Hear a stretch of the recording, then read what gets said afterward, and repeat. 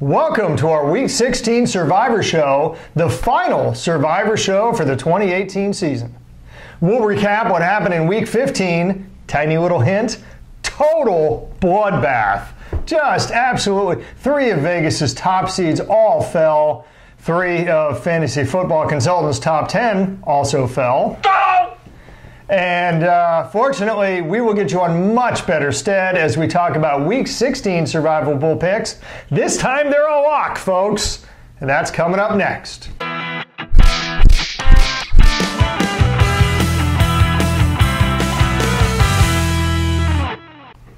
Hello, everyone. I'm Gary Kurtzman. And I'm Eric Lee. We are the Fantasy Football Consultants. And Gary, this is our final show. Yeah! It's amazing how quickly it went. Going back to that moment that we decided in the spring that, hey, let's do a fantasy football show on YouTube. And since we've now had 74 shows, 47,000 views, we've had 4,200 hours of watching us of those people out there, and over 830 subscribers, and it's been an amazing ride. That's a cool thing. 250,000 minutes, folks, if you want a nice number that sounds incredibly impressive.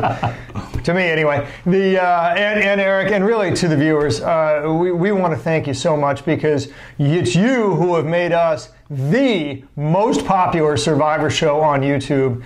Eric, that was beyond my wildest dreams when we first, storyboarded the show. Yeah, back before the season. That's just incredible. NFL Survivor show because of the CBS stupid island show. Not getting that. But anyways, I wanted to specially recognize 18 what I call all-star viewers.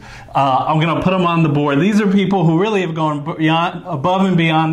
None of these people did we know, Gary, at when we started this, and we want to thank all our viewers, but especially those 18. They've been the most engaged with the most feedback, and again, just to thank you guys. So, Eric? Yeah, so the good news is Gary and I have decided we'll be back next year, even though this is our last show. Don't worry, starting sometime in July and previewing the next season, we will be back. For Survivor, we will again have our Survivor-only show. It will be bigger and better next year. Bigger prizes too, by the way, so watch out for that. Yeah, and so you're not going to want to miss our viewer contest because that's what it's really about, getting your guys' opinions. Because let's be honest and real for a minute.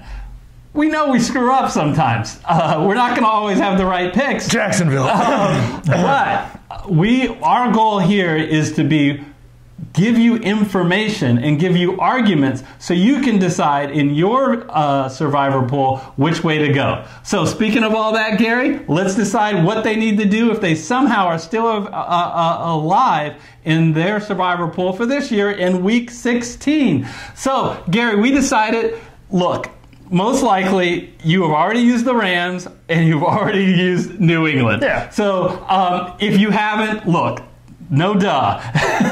The Rams are going to crush Arizona. Why? Because they already crushed them 34-0 the last time they played, and Arizona is one of the worst teams in the NFL. And you should then, our second pick would be New England. Buffalo, I don't think, has a running back. So those are our top 2 picks. But let's put on the board our next 5 picks from 3 through 7 on the board. Gary, the Colts, would you believe you can make the argument that they're one of the hottest team in the NFL? They've won 8 of 9. They absolutely demolished a very good Cowboy team. How about them Cowboys? 23-0 over those Cowboys. So they're back at home where they play well. Very confident that they're going to beat a pretty poor New York Giants team that just laid down last week. Yeah, laid down last week, and they may not even have Odell Beckham Jr. We'll see how his squad is reacting. But so Tennessee -10 versus Washington. Let's talk about that now. Just real briefly, look, Washington did get a win last week. It was over the hapless Jacksonville. Let's not get too excited about that, folks. They'd lost 4 straight before that. They still have a bottom 5 NFL defense, and guess who is the top defense in the NFL? That's your Tennessee Titans. Really, this thing on paper looks like a total mismatch. I think Tennessee's going to win. I don't think it's going to be close. Okay, so Gary, I just got a call from the president. President Trump wants to know, why do you hate the Washington Redskins? I don't know. 2 words: Josh Johnson, or AP's falling off a cliff, or what? So the reality is, you're in good company. The lines makers hate them too. They didn't think they'd beat Jacksonville, and they did. I have them way down at 5 because this is a team that is still, once again, you didn't say last week they weren't competing. They are competing for a playoff spot. And I know Tennessee has played well. I think Tennessee's going to win, but I've slotted them lower on my list. Let's talk about my 4th overall pick. How about them Cowboys? All right, it is the Dallas Cowboys. Use the sound effect twice in one show. Yeah. Okay, I think they're going to bounce back. Why? Because they play the Tampa Bay Buccaneers at home. The Bucs, Gary, have been awful this year on the road. They have lost 6 games in a row on the road. What is the one game that they won on the road this year? Week 1, when they played the New Orleans Saints. That's right, the New Orleans Saints, that freaking game that knocked me out of the survivor pool Therapy in 1 week. Guy. Yeah, too late. I'm throwing the therapy off the window. Besides that clear game that should never have happened in week 1, they haven't won on the road. The Cowboys need this game desperately to stay in the lead in their division. I think they're going to demolish the Bucs. Yeah, I mean, it very well could happen. I think the storyline is going to be Tampa's top 5 passing offense versus Dallas's top 5 passing defense. If Dallas can thwart Jameis Winston the way Tennessee did, Dallas wins in a rout. If they can't, I think that game could get pretty interesting. Well, here's what I think the factor is. Dallas is so committed now to running that ball behind Emmitt Smith. The Bucs have a terrible run defense, and I think that the Cowboys are going to expose them there. Yeah, no, Ezekiel Elliott, of course. Great running game. So the next one on the list, Cleveland -7 versus Cincinnati. Cleveland, 7-point favorites. I don't remember. I think Jimmy Carter was in the White House the last time that happened. I just don't believe it. Well, I'll tell you who it never happened. That was under Hugh Jackson. I think. Sorry for that. No, not really. Look, here's the deal. I still think it's a revenge game. I mean, Baker Mayfield's comments aside, look, they've already met once before, and it was Cleveland in 35-20, and that, by the way, was in Cincinnati. It may even be more lopsided in Cleveland. Those two teams are going in the opposite directions, and at the end of the day, this sounds odd. Cleveland is just simply a much better team. By the way, Cincinnati, no A.J. Green, no Tyler Boyd either. So that passing game is, which was their bread and butter, is currently AWOL. But you know who Cincinnati does have? Hugh Jackson. Yeah, that's why it's the revenge game. He's an assistant. That's the revenge game, folks. The Part Bengals, last game, Cleveland intercepted Cincinnati, and they handed the ball to the coach. And the coach, Hugh Jackson, took it and was like, wait, I don't want I hope they do it again, please. Oh, that was precious.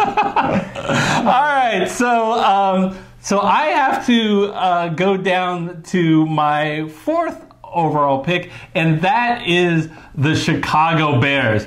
Wow, Gary, the Bears are playing such good ball. And yes, I have to acknowledge your Niners last week beat my Seahawks. But the Niners are still not a good team. I don't understand why this line is as close as five points.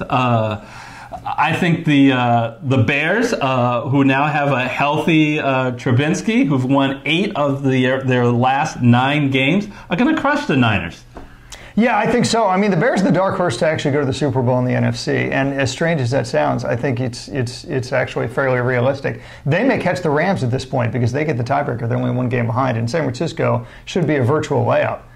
And I think that's such an important key. They've clinched the division, but they still have something very important to play for, potential bye in the first round. So they will want to win this game. Yeah, absolutely. They're just hoping the Niners can come up and bite the Rams in Week 17, so Chicago can get the bye instead of LA. My final game that I'll pick from this list is going to be the Chargers -5 over the Ravens. Just really briefly, Chargers are 9-1 in the last 10 games. They're literally now the hottest team in football. They're probably the most complete team in football. If I said the Bears were the dark horse for the NFC to go to the Super Bowl, certainly that would apply if the Chargers are the dark horse of the AFC. It's a crime that they will probably end up with a number 5 seed as a wild card, for crying out loud. But honestly, at this point, if you, Eric, were going to ask me who is the best team, who's playing the best football right now, I would say LA Chargers. Okay, wow. And, you know, I don't disagree with you. I think what they need back is a healthy Melvin Gordon. And if they can get Gordon back, they can make a serious playoff run. So he's already practicing. Yeah. So he looks healthy. So let's take a look one more time at the list of our 3 through 7. Remember, we got the Rams and New England as our top 2 picks of the week. 3 through 7 for Week 16. And that'll put a close to not only Week 16, but also a close to our season in Survivor. Gary is a lot of fun. I mean, you guys may not know our different relationship. This guy's my best bud. I was best man at his wedding. And, you know, the only one thing better than being able to do something that you love on YouTube is to do it with your best buddy. Yeah, absolutely. This has been a ton of fun. When we storyboarded the show, I told you I didn't realize what a success it would become, most popular Survivor show on YouTube. I also didn't realize just how much fun it would be. I've had a great time with you. I look forward to next year. Yeah, I definitely do. I think it's going to be... It's going to be a challenge to make it even better than this year, but I think we got a lot of neat things planned. We're not going to get into it now, but what our suggestion for you to do right now is go ahead and, if you haven't yet, hit that red subscriber button and then the bell icon. So when we come back in July timeframe and we start announcing all that we're going to do, including free viewer contests, with pretty big dollars and some pretty neat prizes that we're going to be able to do for those that are in the top 10 and the top 50. So all that's awaiting you. So be sure to hit that red subscriber button and enjoy the off season. I know that we will. If you have never played daily fantasy football and you're somewhat curious of what it's all about, in the off season, starting in the summer, we're going to do a new series where we tell you all about statistically the best way to maximize your odds in daily fantasy. We don't like to talk about it a lot, but he's an MBA, I'm a CPA. Both of our jobs as consultants for 20 years was working with numbers, and we're going to get a time in the off season, Gary, to do a deep dive into some of the NFL statistics. Yeah, and really put some of that skill set to value. So I did modeling for a Fortune 50 company for 20 years. So statistical modeling is not only my major, my background, it's also my passion. And like Eric said, boy, you know, if you're interested in daily fantasy football or if you're interested in season-long fantasy football, now we're going to get the masterclass on daily fantasy football and how that plays and how that runs and get you up to speed on some great ways to pick the games. I think some of that modeling is also going to apply to any kind of fantasy football, including season-long league. So the bottom line, if you are a fan of fantasy football or want to find out more about not only how to play it, but the tips and tricks to win it, please watch our master's class on DFS, because I think you're going to really enjoy it and get a lot out of it. All right, with that, we once again want to thank all of you, the viewers. Wish you a very safe and happy holiday season and off season, and we will see you next year. See you next year.